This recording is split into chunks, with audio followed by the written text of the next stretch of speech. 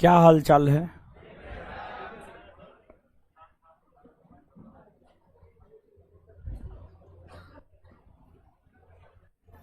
चलिए, तो बारिश हो रहा है ना? अच्छा, बारिश का मौसम है? नहीं है, नहीं है। बारिश का मौसम ना है अभी। जून के प्रथम सप्ताह। हाँ, ठीक है। हाँ, फिर भी बारिश हो रहा है, होने दीजिए, ठीक है। चलिए, तो पढ़ाना प्रारंभ कर दिए थे। भारत की प्राकृतिक वनस्पति, भारत की प्राकृतिक वनस्पति, ठीक है। अब गुरुजी लोग आइएगा, थोड़ा देखिएगा, समझिएगा। और सबसे पहले इसको 1 मिनट में रिवीजन कर लेते हैं, कल का है, ठीक है। देख लीजिएगा, ठीके रहेगा, नहीं देखिएगा तब पर भी ठीके रहेगा, समझे? देख लीजिए, लवणीय मृदा में किन किन तत्वों की अधिकता हो? Magnesium, sodium, potassium. लवणीय मृदा का विस्तार किन किन क्षेत्रों में? किस पदार्थ का प्रयोग कर लवणीय मृदा को कृषि योग्य? पंजाब एवं हरियाणा में लवणीय मृदा के विस्तार के क्या कारण? अतिरेक। पंजाब तथा हरियाणा में लवणीय मृदा को स्थानीय स्तर पर किस नाम से जाना? रेह, उसर, कल्लर। लवणीय मृदा में उगाए जाने वाले प्रमुख फसल? धान, गन्ना, अमरूद। पीट एवं जैव मृदा का निर्माण कैसे होता है? नदियों के द्वारा बहाकर लाए गए अवसादों के भराव से डेल्टाई क्षेत्र में होता है। पीट एवं जैव मृदा का स्वभाव कैसी का हुआ हो? बोर्ड कट गया था क्या? हो गया, ठीक है।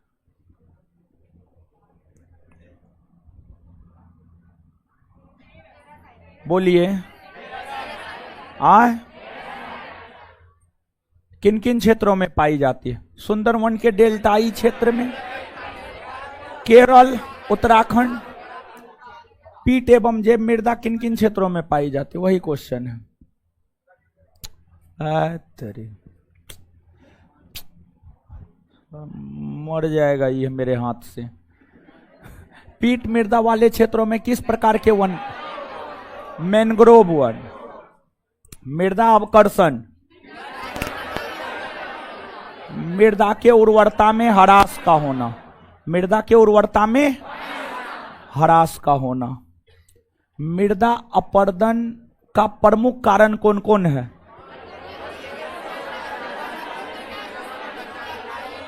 अत्यधिक पशुचारण, झूम कृषि, जलीय अपरदन, वायु अपरदन। मृदा अपरदन कितने चरणों में?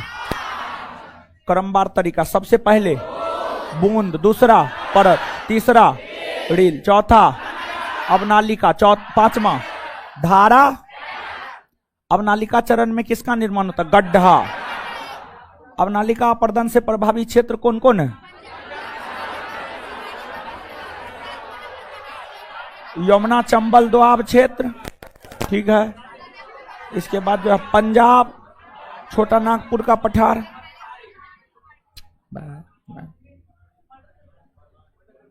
इसका मर्डर होगा, हज समझे।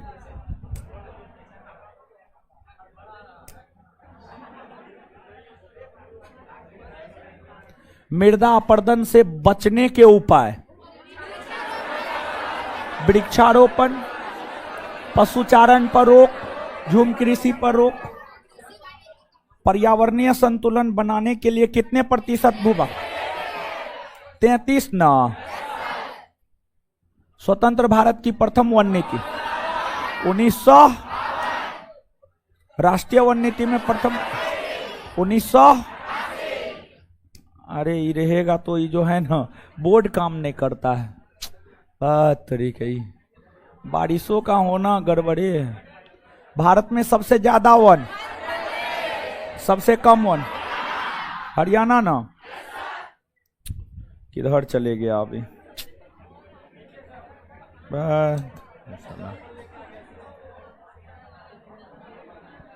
मार दे, बोलिए।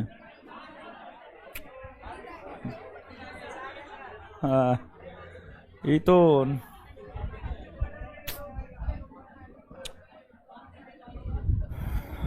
चलिए अब सुनिए, समझिएगा। वनस्पति, वनस्पति कई प्रकार के होते हैं। वनस्पति कई प्रकार के होते हैं। देखिए, चीजों को समझिएगा आप। जैसे आपकी सफलता आपके मेहनत के रेशियो के ऊपर निर्भर करता है। अगर आप 8 घंटा पढ़ते हैं जल्दी सफल हो जाइएगा, 6 घंटा पढ़ते हैं थोड़ा लेट लगेगा, 4 घंटा पढ़ते थोड़ा और लेट लगेगा, 2 घंटा पढ़ते हैं थोड़ा और लेट लगेगा, नहीं पढ़ते हैं होगा ही। जैसे ये बात है, उसी प्रकार से वनस्पति, वनस्पति उसी प्रकार से वनस्पति, वनस्पति वनस्पति यानी वृक्ष, पेड़ पौधा, झाड़ी। वनस्पति कई प्रकार के होते हैं। वनस्पति कई प्रकार के होते हैं, यानी पेड़ पौधा झाड़ी कई प्रकार के होते हैं। अब वनस्पति वर्षा की मात्रा के ऊपर निर्भर करता है। वनस्पति जो है वर्षा की मात्रा के ऊपर निर्भर करता है। जैसे 250 सेंटीमीटर से अधिक जहां पर वर्षा होगा वहां उष्णकटिबंधीय सदाबहार वनस्पति, जहां 200 से 250 सेंटीमीटर के बीच में वर्षा होगा वहां अर्ध सदाबहार वनस्पति, जहां 100 से 200 सेंटीमीटर के बीच में वर्षा होगा उष्णकटिबंधीय आर्द्र पर्णपाती वनस्पति, जहां आपको 100 से 70 से 100 सेंटीमीटर के बीच में वर्षा होगा शुष्क पर्णपाती वनस्पति, जहां 70 सेंटीमीटर से कम वर्षा होगा शुष्क कटीली वनस्पति, जहां 40 से 60 सेंटीमीटर के बीच में वर्षा होगा वहां सवाना वनस्पति, जहां 50 सेंटीमीटर से कम वर्षा होगा वहां मरुस्थलीय वनस्पति, मरुस्थलीय वनस्पति। तो अब इन चीजों को आराम से समझेंगे। देखिए, समझिएगा आप चीजों को। वनस्पति वर्षा की मात्रा के ऊपर निर्भर करता है।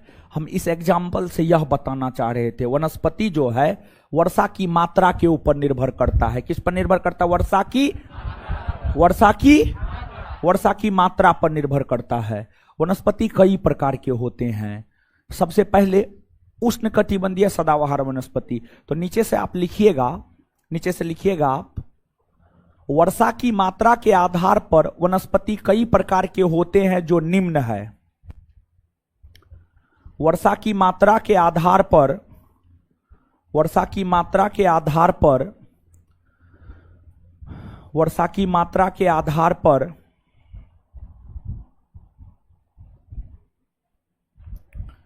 वर्षा की मात्रा के आधार पर, वर्षा की मात्रा के आधार पर वनस्पति कई प्रकार के होते हैं जो निम्न है। वर्षा की मात्रा के आधार पर वनस्पति कई प्रकार के होते हैं जो निम्न है।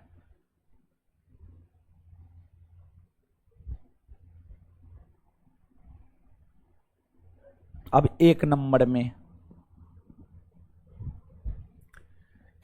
में हेडिंग मारिएगा उष्णकटिबंधीय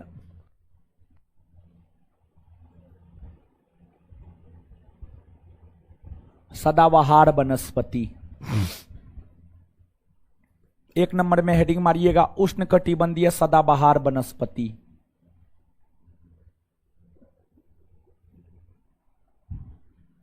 उष्णकटिबंधीय सदाबहार वनस्पति। चलिए गुरुजी लोग अब आइएगा, ठीक है, आ जाइए। आ गए? हेडिंग मार लिए? हाँ, बढ़िया से मेहंदी लगा लगा के लिखिए, समझिए। है समझिए ना? समझिए मत। उष्णकटिबंधीय सदाबहार वनस्पति। भारत के भीतर वैसा भूभाग जहां 250 सेंटीमीटर से अधिक वर्षा होता है, जहां 250 सेंटीमीटर से अधिक वर्षा होता है, सेंटीमीटर से अधिक वर्षा होता है, अधिक वर्षा होता है। भारत का वैसा भूभाग जहां 250 सेंटीमीटर से अधिक वर्षा होता है, वहां जो वनस्पति पाई जाती है उसी वनस्पति को उष्णकटिबंधीय सदाबहार वनस्पति कहा जाता है। अब भारत में कहां 250 सेंटीमीटर से अधिक वर्षा होती है?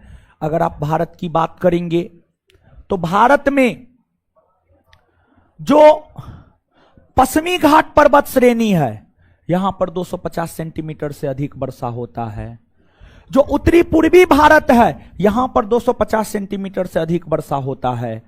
और जो अंडमान निकोबार द्वीप समूह है, यहां पर 250 सेंटीमीटर से अधिक वर्षा होता है। तो भारत में इन क्षेत्रों में 250 सेंटीमीटर से अधिक वर्षा होता है, तो स्वाभाविक सी बात है इन क्षेत्रों में उष्णकटिबंधीय सदाबहार वनस्पति पाया जाता है। अब आप देखिएगा, इस वनस्पति के जो वृक्ष होते हैं, जो पौधे होते हैं, जो झाड़ियां होती है, वह हमेशा हरा भरा रहता, हमेशा ग्रीन रहता है, हमेशा। जैसे एक एग्जाम्पल के तौर पर समझिएगा, बांस। बांस का नाम आपने सुना है? बांस जानते हैं? बांस एक बात आप बताइए, बांस में जो पत्ती होता है वो हमेशा हरा भरा नहीं रहता है, हरा भरा रहता, हमेशा हरा भरा रहता है। बांस हो गया, सिनकोना हो गया, जैसे बांस है उसे वैसे ही सिनकोना है। रोजवुड हो गया, आबनूस हो गया, ये सभी उष्णकटिबंधीय सदाबहार वनस्पति के प्रमुख वृक्ष है। उष्णकटिबंधीय सदाबहार वनस्पति के प्रमुख वृक्ष है। आपसे पूछा जाता है निम्नलिखित में से कौन उष्णकटिबंधीय सदाबहार वनस्पति के वृक्ष है? कौन अर्ध सदाबहार वनस्पति के उदाहरण है?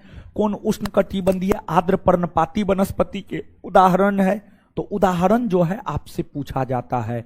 तो यहां पर हमने जो आपको बांस के बाद, बांस एक प्रकार का घास होता है, बांस एक प्रकार का घास होता है। सिनकोना, रोजवुड, आबनूस, ये सभी उष्णकटिबंधीय सदाबहार वनस्पति के उदाहरण के अंतर्गत आते हैं। और अगली बात देखिए, भले ही पश्चिमी घाट में 250 सेंटीमीटर से अधिक वर्षा, उत्तरी पूर्वी भारत में 250 सेंटीमीटर से अधिक वर्षा, फिर अंडमान निकोबार द्वीप समूह में 250 सेंटीमीटर से अधिक वर्षा, भारत के इन तमाम क्षेत्रों में 250 सेंटीमीटर से अधिक वर्षा होता है। इन सभी क्षेत्रों में ये सब वनस्पति पाई जाती है। लेकिन सबसे ज्यादा उष्णकटिबंधीय सदाबहार वनस्पति जिस क्षेत्र में पाई जाती है वह क्षेत्र है अंडमान निकोबार द्वीप समूह। अंडमान निकोबार द्वीप समूह, जिस वजह से अंडमान निकोबार द्वीप समूह को उष्णकटिबंधीय सदाबहार वनस्पति का घर कहा जाता है। उष्णकटिबंधीय सदाबहार वनस्पति का घर कहा जाता है। क्या घर कहा जाता है? आपसे पूछा जाता है निम्नलिखित में से भारत के किस क्षेत्र को उष्णकटिबंधीय सदाबहार वनस्पति का घर कहा जाता है? तो इसका उत्तर होगा अंडमान निकोबार द्वीप समूह। और जानते हैं जो उष्णकटिबंधीय सदाबहार वनस्पति होता है काफी घना होता है, काफी घना वन होता है। यहाँ पर इन क्षेत्रों में काफी घना वन होता है, लेकिन इन वनों का बहुत ज्यादा महत्व न है। वाणिज्यिक महत्व जो है इन वनों का न है। समझिए, बहुत ज्यादा महत्व नहीं है, थोड़ा बहुत महत्व तो है ही, लेकिन बहुत ज्यादा जो कहिएगा, बहुत ज्यादा महत्व इन वनों का नहीं है। इसके बाद आपको जो दूसरा है वह है अर्ध सदाबहार वनस्पति। दूसरा कौन है आपको? अर्ध सदाबहार वनस्पति।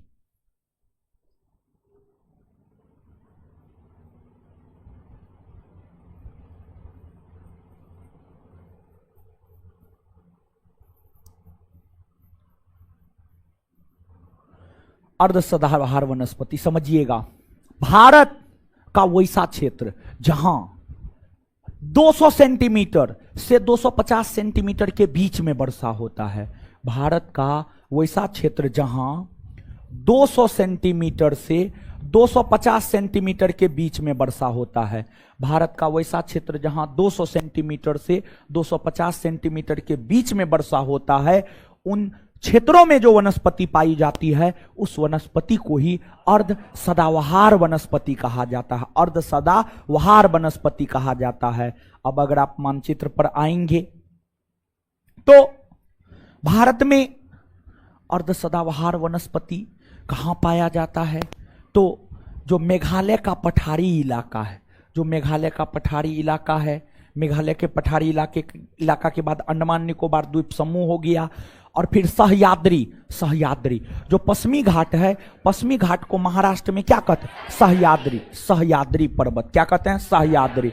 तो जो सह्याद्री का इलाका है, जो अंडमान निकोबार द्वीप समूह का इलाका है, जो मेघालय के पठार का इलाका है, यहां पर अर्ध सदाबहार वनस्पति पाया जाता है।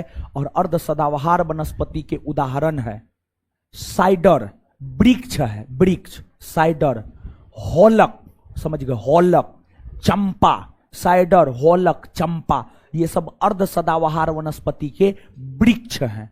इसका भी बहुत ज्यादा वाणिज्यिक महत्व नहीं है। इसके बाद तीसरा अगर देखा जाए तो तीसरा है आपको उष्णकटिबंधीय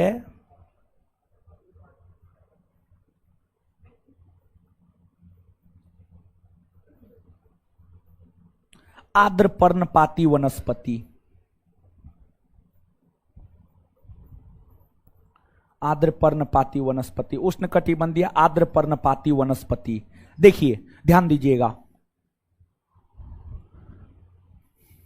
भारत का वैसा भूभाग जहां 100 सेंटीमीटर से 200 सेंटीमीटर के बीच में वर्षा होता है, भारत का वैसा भूभाग जहां 100 सेंटीमीटर से 200 सेंटीमीटर के बीच में वर्षा होता है, वहां जो वनस्पति पाई जाती है उस वनस्पति को ही उष्णकटिबंधीय आर्द्र पर्णपाती वनस्पति कहा जाता है, पर्णपाती वनस्पति कहा जाता है। भारत की अगर बात की जाए तो भारत का औसत वार्षिक वर्षा कितना है? 125 सेंटीमीटर। कितना है? 125 सेंटीमीटर। औसत रूप में भारत में जो वर्षा होता है, संपूर्ण क्षेत्रों का जब औसत निकाला जाता है तो 125 सेंटीमीटर, 125 सेंटीमीटर। क्या 100 सेंटीमीटर और 200 सेंटीमीटर के बीच में 125 सेंटीमीटर आता है या नहीं आता? आता है। भारत में औसत वार्षिक वर्षा इतना है, 125 है। इसलिए भारत में अगर भारत की बात की जाए, भारत में जो वनस्पति सबसे ज्यादा पाई जाती है वह उष्णकटिबंधीय आर्द्र पर्णपाती वनस्पति है। भारत में सबसे ज्यादा उष्णकटिबंधीय आर्द्र पर्णपाती वनस्पति पाई जाती है। आपसे पूछा जाता है भारत में कौन सी वनस्पति सबसे ज्यादा पाई जाती है, तो आंसर यही हो। अब देखिएगा ये वनस्पति कहां पाई जाती है, तो इस वनस्पति की अगर हम लोग बात करें तो जो ये वनस्पति है, ये वनस्पति उत्तर प्रदेश में पाई जाती है, मध्य प्रदेश में पाई जाती है, बिहार में पाई जाती है, बंगाल में पाई जाती है, महाराष्ट्र में पाई जाती है, कर्नाटक में पाई जाती है। इन तमाम राज्यों में उष्णकटिबंधीय आर्द्र पर्णपाती वनस्पति पाई जाती है। और इस वनस्पति के प्रमुख उदाहरण है साल, सागवान, शीशम, ये सब इस वनस्पति के उदाहरण है। और आप देखिए साल के वृक्ष का, सागवान के वृक्ष का, शीशम के वृक्ष का कितना ज्यादा उपयोग होता है। आपके घर में जो फर्नीचर का काम होता है, आपके घर में जो पलंग होता है, आपके घर में जो डाइनिंग टेबल होता है, आपके घर में जो अलमारी होता है, अलमारी ऐसे जो है आपको लकड़ी का भी बनाया जाता है, समझ गए, और फिर जो है और चीज़ों का भी बनाया जाता है। तो जो आपको इस वनस्पति के वृक्ष हैं, इस वनस्पति के वृक्ष हैं, वाणिज्यिक दृष्टिकोण से, व्यापारिक दृष्टिकोण से महत्वपूर्ण है। वाणिज्यिक और व्यापारिक दृष्टिकोण से इस वनस्पति के वृक्ष जो है आपको महत्वपूर्ण होते हैं। और इस वनस्पति के जो वृक्ष होते हैं वो वसंत ऋतु और ग्रीष्म ऋतु के आगमन पर अपना पत्ता गिरा देता है। आप थोड़ा गौर कीजिएगा, उष्णकटिबंधीय आर्द्र वनस्पति के उदाहरण में आम भी आता है, कटहल भी आता है। आप थोड़ा गौर करेंगे तो जो फरवरी मार्च का माह होता है, फरवरी मार्च के माह में आप जब गौर करेंगे तो आप यह पाएंगे कि आम हो गया, कटहल हो गया, सागवान हो गया, शीशम हो गया, ये सब वृक्ष अपने पत्ता को गिरा देता है, अपने पत्ता को गिरा देता है। फिर वहां पर नया पत्ता आता है कि नहीं आता? आता है, समझ गए।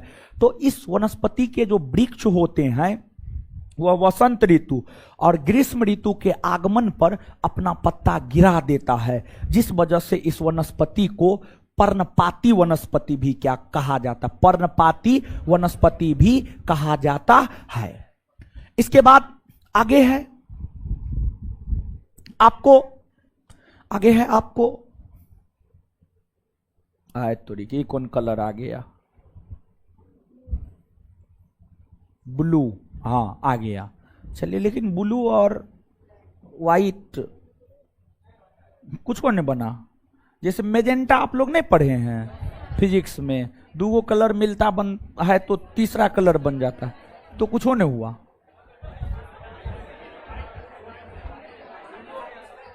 हाँ, बैकग्राउंड ब्लैक है इसलिए है, फिजिक्स का रूल तो यहां काम नहीं किया। आए तो ठीक है, चलिए ठीक है, कोई बात नहीं। सुनिए, अब आइए। इसके बाद आगे है शुष्क पर्णपाती वनस्पति। आगे कौन है? शुष्क पर्णपाती वनस्पति।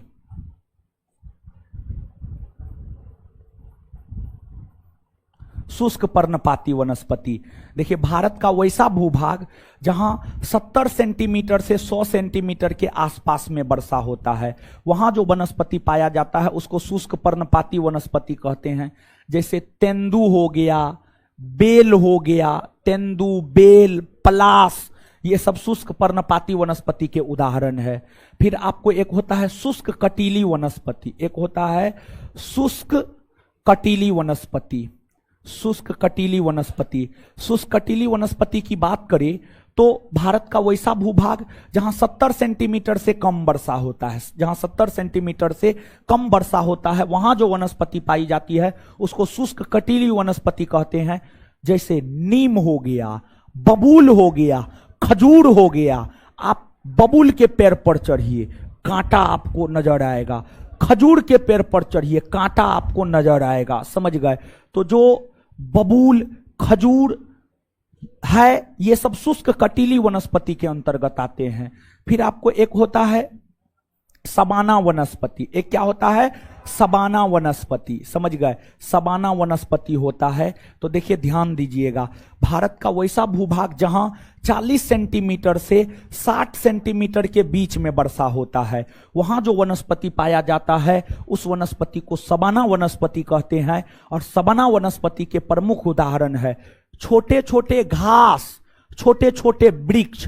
जो छोटा छोटा घास होता है, जैसे गांधी मैदान में जाइएगा जो छोटा छोटा घास आपको मिलता है, जो वृक्ष मिलता है, वह सबाना वनस्पति के उदाहरण है, सबाना वनस्पति के उदाहरण है, समझ गए। इसके बाद सबाना वनस्पति के बाद आगे होता है एक आपको मरुस्थलीय वनस्पति। क्या होता है? मरुस्थलीय वनस्पति।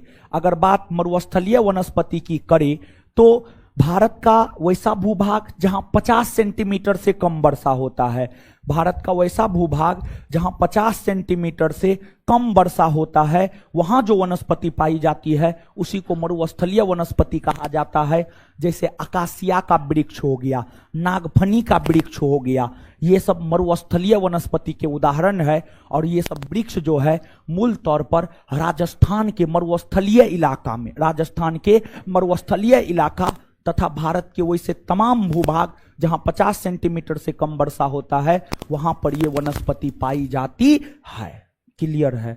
तो याद रखिएगा, नीचे से लिखना प्रारंभ कीजिए।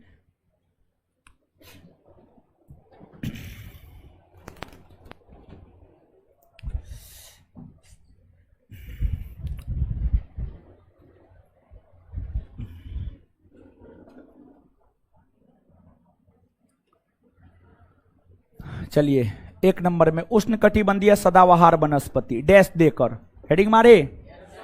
चलिए डैश देकर, पीछे में जो हंस हंस के बतिया रहे हैं लिखिए, लिखिए भारत का वैसा भूभाग, लिखिए डैश देकर, भारत का वैसा भूभाग जहां, भारत का वैसा भूभाग जहां 250 सेंटीमीटर से अधिक वर्षा होती है, भारत का वैसा भूभाग जहां 250 सेंटीमीटर से अधिक वर्षा होती है, भारत का वैसा भूभाग जहां 250 सेंटीमीटर से अधिक वर्षा होता है, वहां पाई जाने वाली वनस्पति को, वहां पाई जाने वाली वनस्पति को, वहां पाई जाने वाली वनस्पति को, वहां पाई जाने वाली वनस्पति को, वहां पाई जाने वाली वनस्पति को, वहां पाई जाने वाली वनस्पति को उष्णकटिबंधीय सदाबहार वनस्पति कहते हैं। उष्णकटिबंधीय सदाबहार वनस्पति कहते हैं। उष्णकटिबंधीय सदाबहार वनस्पति कहते हैं। Full stop. इस वनस्पति के वन सालों भर, उसी में कंटिन्यू, उसी में कंटिन्यू लिखिएगा। इस वनस्पति के वन, इस वनस्पति के वन सालों भर हरे भरे रहते हैं। इस वनस्पति के वन सालों भर हरे भरे रहते हैं। इस वनस्पति के वन सालों भर हरे भरे रहते हैं। इस वनस्पति के वन सालों भर हरे भरे रहते हैं, सालों भर हरे भरे रहते हैं, जिस कारण इसे सदाबहार वनस्पति कहा जाता है, जिस कारण इसे सदाबहार वनस्पति कहा जाता है।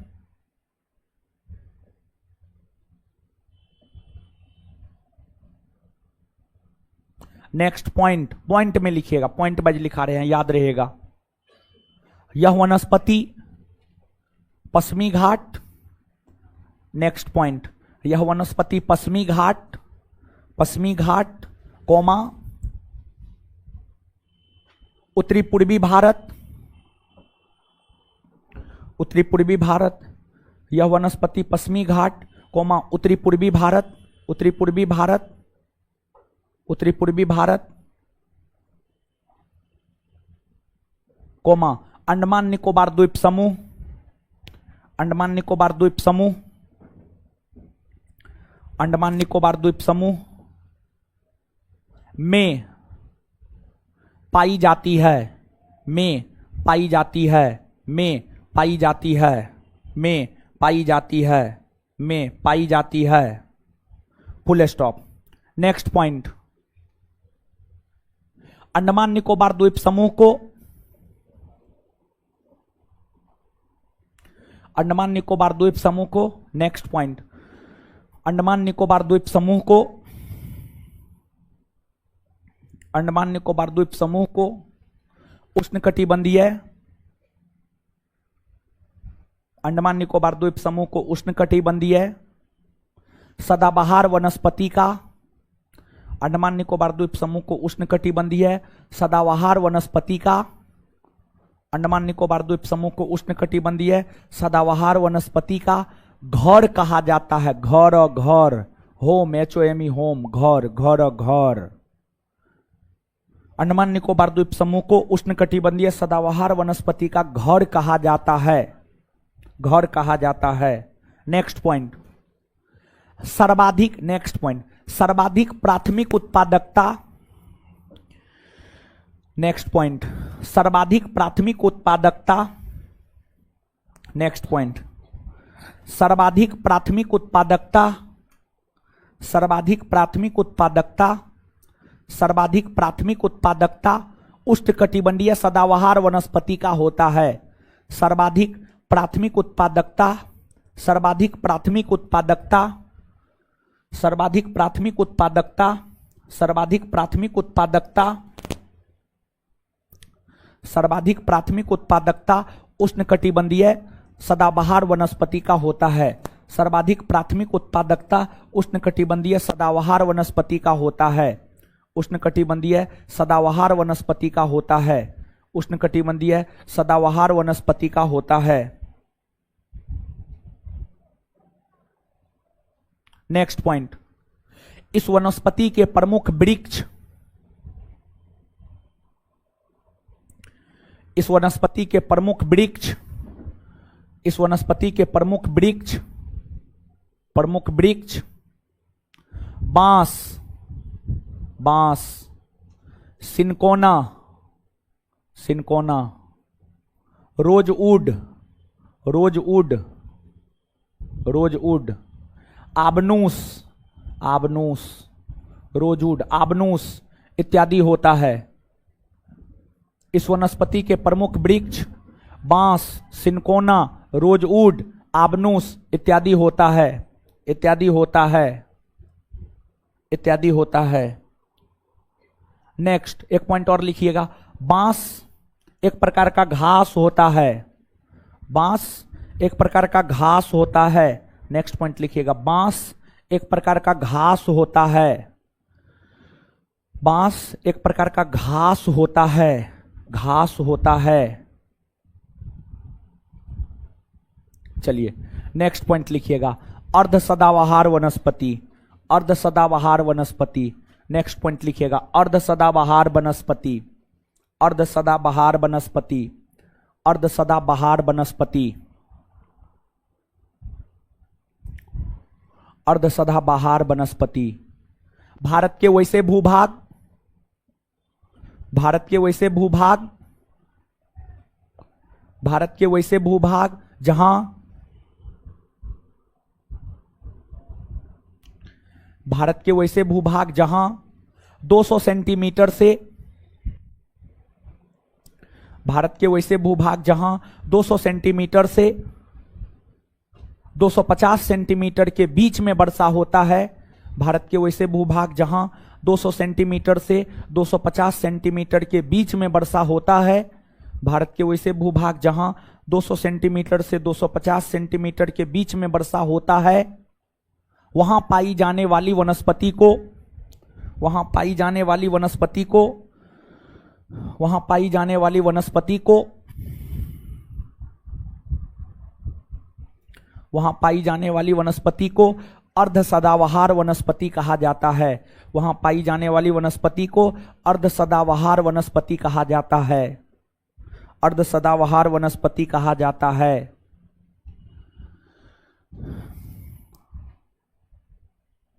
इस वनस्पति के प्रमुख वृक्ष, इस वनस्पति के प्रमुख वृक्ष, प्रमुख वृक्ष साइडर, होलक, चंपा इत्यादि है। इस वनस्पति के प्रमुख वृक्ष साइडर, होलक, चंपा इत्यादि है। इस वनस्पति के प्रमुख वृक्ष साइडर, होलक, चंपा इत्यादि है। इस वनस्पति के प्रमुख वृक्ष साइडर, होलक, चंपा इत्यादि है, इत्यादि है।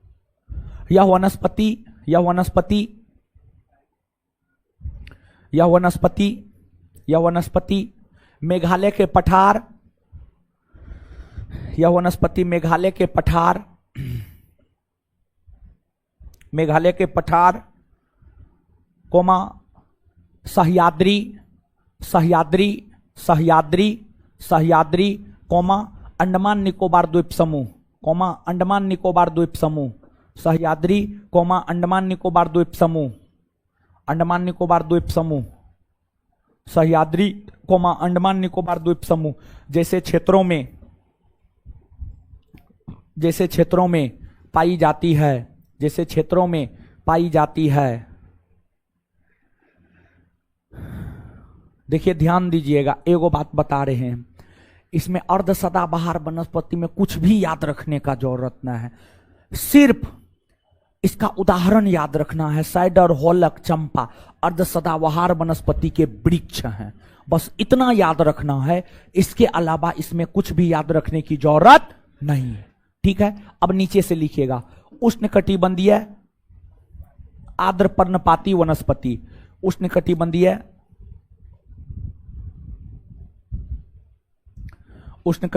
आर्द्र पर्णपाती वनस्पति,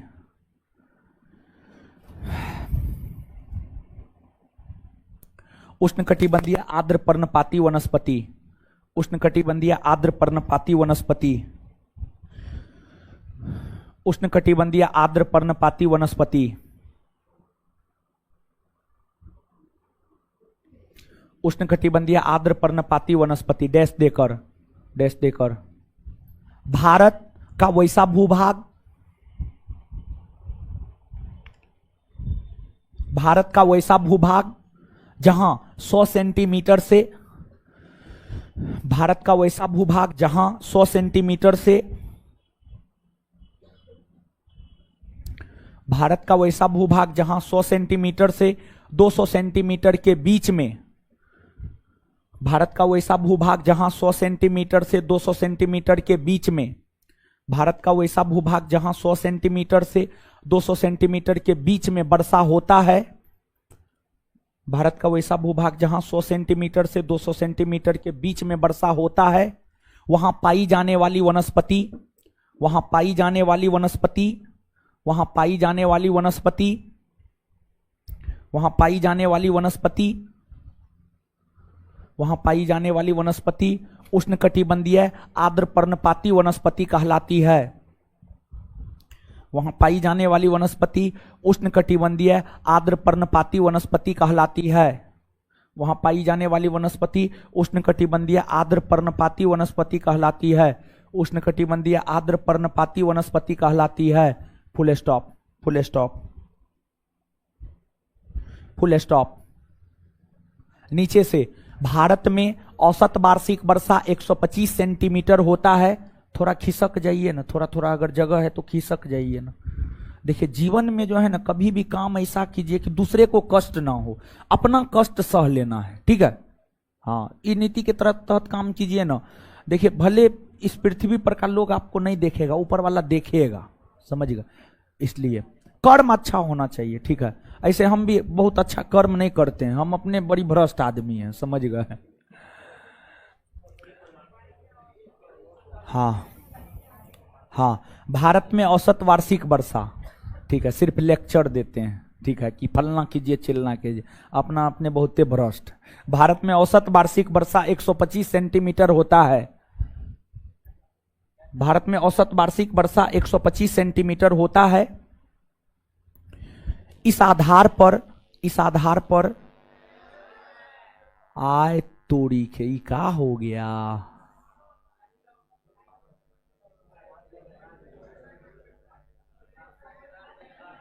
पानी बरसा है न हो, पानी बरसा है। हाँ हाँ, वही वर्षा हुआ है। भारत में औसत वार्षिक वर्षा, भारत का औसत वार्षिक वर्षा 125 सेंटीमीटर होता है।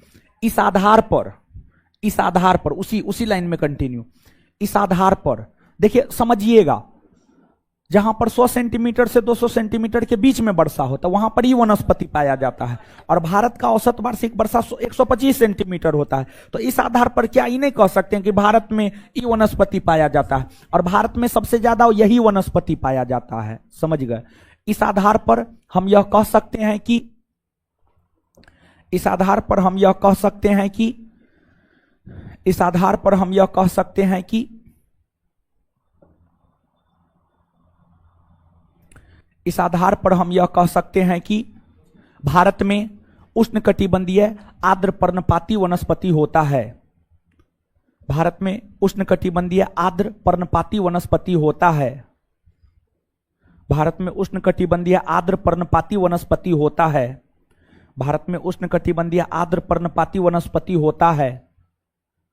संभवतः उसी लाइन में कंटिन्यू। संभवतः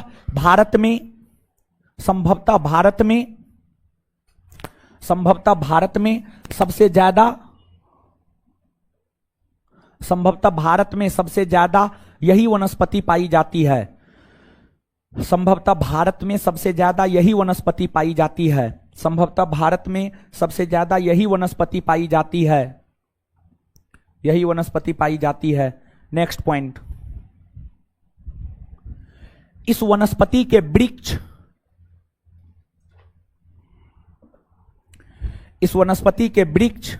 वाणिज्यिक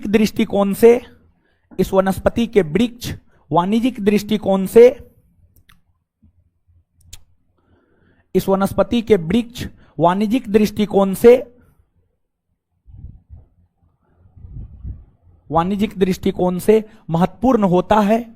इस वनस्पति के वृक्ष वाणिज्यिक दृष्टिकोण से महत्वपूर्ण होता है। इस वनस्पति के वृक्ष वाणिज्यिक दृष्टिकोण से महत्वपूर्ण होता है। इस वनस्पति के, ठीक है, लिख लिए। नेक्स्ट पॉइंट, इस वनस्पति के प्रमुख वृक्ष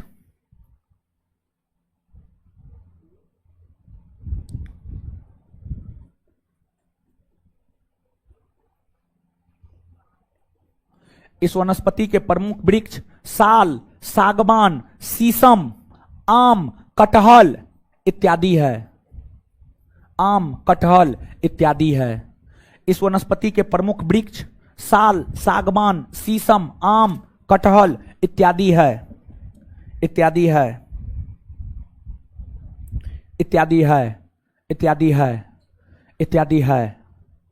नेक्स्ट पॉइंट, भारत में यह वनस्पति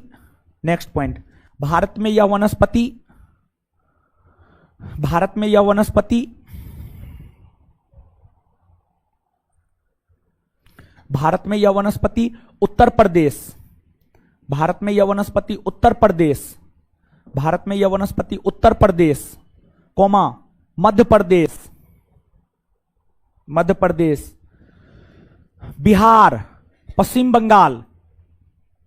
भारत में यह वनस्पति उत्तर प्रदेश, मध्य प्रदेश, बिहार, बंगाल, महाराष्ट्र, कर्नाटक जैसे राज्यों में पाई जाती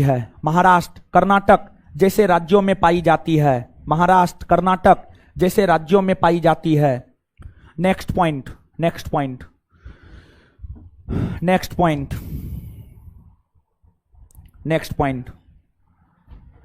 इस वनस्पति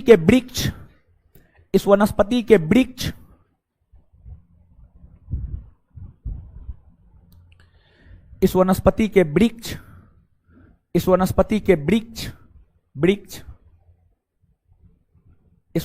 वृक्ष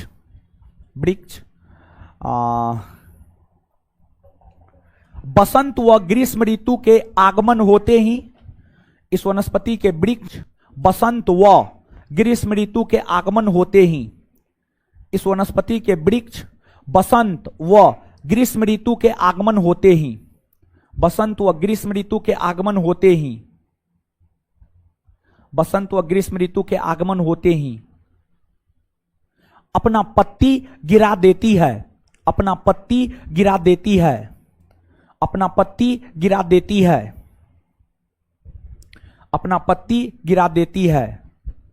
जिस कारण इसे पर्णपाती वनस्पति भी कहा जाता है, जिस कारण इसे पर्णपाती वनस्पति भी कहा जाता है, जिस कारण इसे पर्णपाती वनस्पति भी कहा जाता है, जिस कारण इसे पर्णपाती वनस्पति भी कहा जाता है, जिस कारण इसे पर्णपाती वनस्पति भी कहा जाता है। अब गुरुजी लोग एक बात सुनिएगा, एक बात सुनिएगा, सुन लीजिए ना, सुन रहे हैं, सुन रहे हैं? हाँ, देखिए, उष्णकटिबंधीय सदाबहार वनस्पति और उष्णकटिबंधीय आर्द्र पर्णपाती वनस्पति, ये दोनों वनस्पति के विषय में जितना लाइन लिखाए हैं सबको शब्दशः याद रखना है। ये दोनों के अलावे अन्य वनस्पति के विषय में कुछ भी याद नहीं रखना है। अगर आप ज्यादा चाहते हैं याद रखना तो कौन वृक्ष कौन वनस्पति का है, सिर्फ उदाहरण मात्र याद रखना है। बात समझ पा रहे हैं? तो उष्णकटिबंधीय सदाबहार वनस्पति में मार दीजिए VVI, VVI, जहां पर हेडिंग मारे वहीं पर VVI, ठीक है? मतलब ये महत्वपूर्ण है, इसको याद रखना है। फिर मारे, अब आगे उष्णकटिबंधीय आर्द्र पर्णपाती वनस्पति में भी जाकर के VVI मारिए, VVI मारिए, उष्णकटिबंधीय आर्द्र पर्णपाती वनस्पति। मतलब ये दोनों महत्वपूर्ण है, ये दोनों के अलावा अन्य महत्वपूर्ण, ज्यादा से ज्यादा कौन वृक्ष कौन वनस्पति का उतना याद रखिए होगा, उसके अलावा कुछ भी याद रखने की जरूरत नहीं, ठीक है? अब लिखिए आगे, नेक्स्ट, शुष्क पर्णपाती वनस्पति। लिखिएगा, शुष्क पर्णपाती वनस्पति, शुष्क पर्णपाती वनस्पति। लिखिएगा, शुष्क पर्णपाती वनस्पति। भारत का वैसा भूभाग जहां भारत का वैसा भूभाग जहां भारत का वैसा भूभाग जहां भारत का वैसा भूभाग जहां भारत का वैसा भूभाग जहां 70 सेंटीमीटर से 100 सेंटीमीटर के बीच में वर्षा होता है। भारत का वैसा भूभाग जहां 70 सेंटीमीटर से 100 सेंटीमीटर के बीच में वर्षा होता है। भारत का वैसा भूभाग जहां 70 सेंटीमीटर से 100 सेंटीमीटर के बीच में वर्षा होता है, वहां पाई जाने वाली वनस्पति वहां पाई जाने वाली वनस्पति वहां पाई जाने वाली वनस्पति शुष्क पर्णपाती वनस्पति कहलाती है। वहां पाई जाने वाली वनस्पति शुष्क पर्णपाती वनस्पति कहलाती है। वहां पाई जाने वाली वनस्पति शुष्क पर्णपाती वनस्पति कहलाती है। वहां पाई जाने वाली वनस्पति शुष्क पर्णपाती वनस्पति कहलाती है। इसके प्रमुख उदाहरण तेंदु, पलाश, बेल इत्यादि है। इसके प्रमुख उदाहरण तेंदु, पलाश, बेल इत्यादि है। इसके प्रमुख उदाहरण तेंदु, पलाश, बेल इत्यादि है। तेंदु, पलाश, बेल इत्यादि है। बेल अरे जिसका शरबत बनता है महाराज। हाँ, चलिए आगे हेडिंग मारिए, शुष्क कटीली वनस्पति। शुष्क कटीली वनस्पति, आगे हेडिंग मारिएगा, शुष्क कटीली वनस्पति। शुष्क कटीली वनस्पति, शुष्क कटीली वनस्पति, शुष्क कटीली वनस्पति। डैश देकर लिखिएगा। भारत का वैसा भूभाग जहां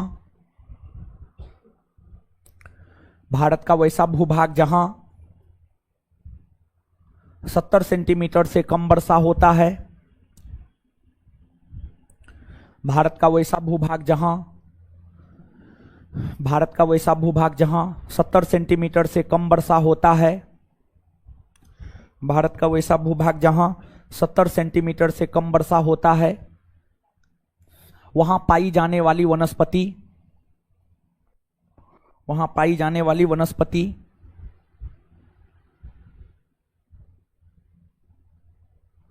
शुष्क कटीली वनस्पति कहलाती है। वहां पाई जाने वाली वनस्पति शुष्क कटीली वनस्पति कहलाती है।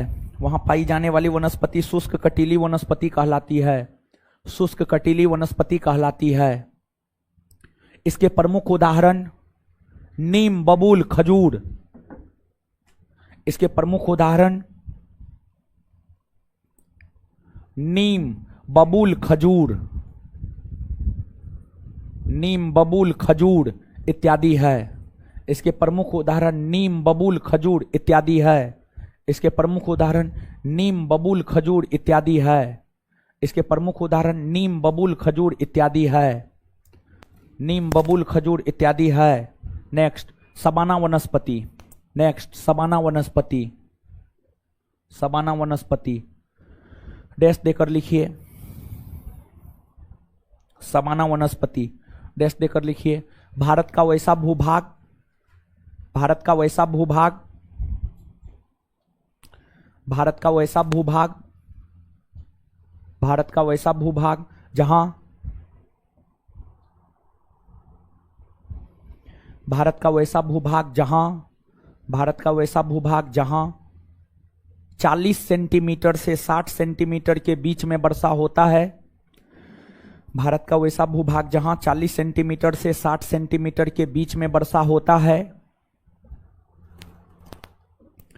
भारत का वैसा भूभाग जहां 40 सेंटीमीटर से 60 सेंटीमीटर के बीच में वर्षा होता है, वहां पाई जाने वाली वनस्पति सबाना वनस्पति कहलाती है। वहां पाई जाने वाली वनस्पति सबाना वनस्पति कहलाती है। वहां पाई जाने वाली वनस्पति सबाना वनस्पति कहलाती है। वहां पाई जाने वाली वनस्पति सबाना वनस्पति कहलाती है। वहां पाई जाने वाली वनस्पति सबाना वनस्पति कहलाती है। वहां पाई जाने वाली वनस्पति सबाना वनस्पति कहलाती है। सबाना वनस्पति कहलाती है। सबाना वनस्पति कहलाती है। Full stop. आगे इसके प्रमुख उदाहरण छोटे घास और छोटे वृक्ष है। इसके प्रमुख उदाहरण छोटे घास और छोटे वृक्ष है। इसके प्रमुख उदाहरण छोटे वृक्ष और छोटे घास है। इसके प्रमुख उदाहरण छोटे वृक्ष और छोटे घास है। इसके प्रमुख उदाहरण छोटे वृक्ष और छोटे घास है। आगे मरुस्थलीय वनस्पति।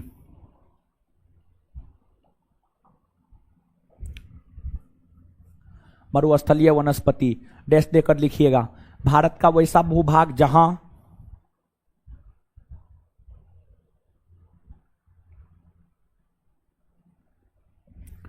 भारत का वैसा भूभाग जहां, जहां भारत का वैसा भूभाग जहां 50 सेंटीमीटर से कम वर्षा होता है। भारत का वैसा भूभाग जहां 50 सेंटीमीटर से कम वर्षा होता है। भारत का वैसा भूभाग जहां 50 सेंटीमीटर से कम वर्षा होता है। भारत का वैसा भूभाग जहां 50 सेंटीमीटर से कम वर्षा होता है, वहां पाई जाने वाली वनस्पति, वहां पाई जाने वाली वनस्पति, वहां पाई जाने वाली वनस्पति, वहां पाई जाने वाली वनस्पति, वहां पाई जाने वाली वनस्पति मरुस्थलीय वनस्पति कहलाती है। वहां पाई जाने वाली वनस्पति मरुस्थलीय वनस्पति कहलाती है। इसके प्रमुख उदाहरण है अकासिया, नागफनी इत्यादि। इसके प्रमुख उदाहरण है अकासिया, नागफनी इत्यादि। अकासिया, नागफनी इत्यादि।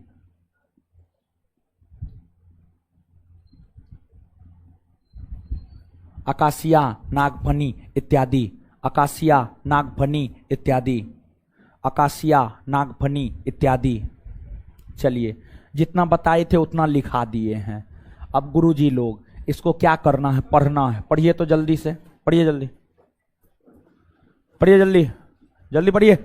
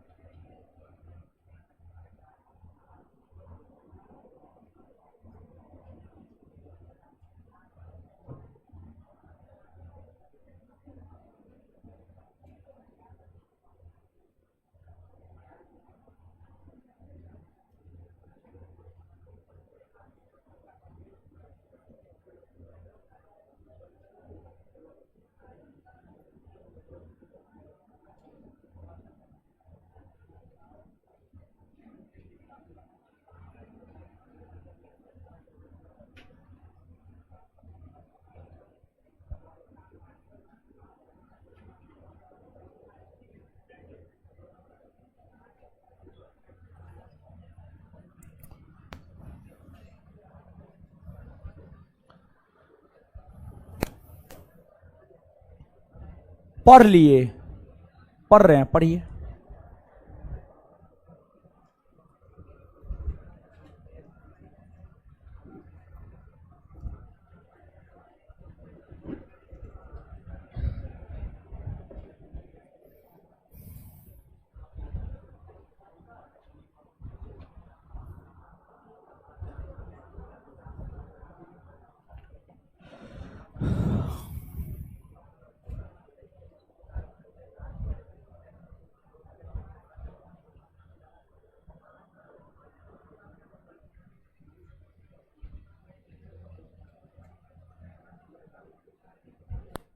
पढ़ लिए, आइए तो याद करते, बोर्ड पे आइए जल्दी से।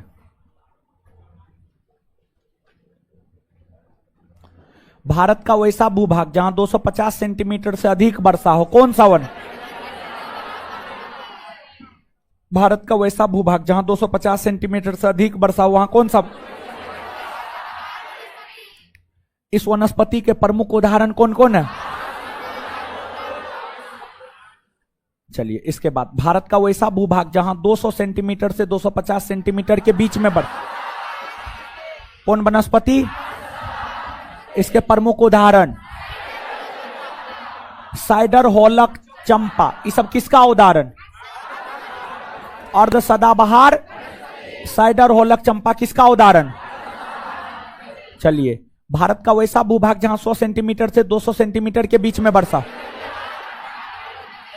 भारत का वैसा भूभाग जहां 100 सेंटीमीटर से 200 सेंटीमीटर के बीच में वर्षा हो, क्या कहलाता है?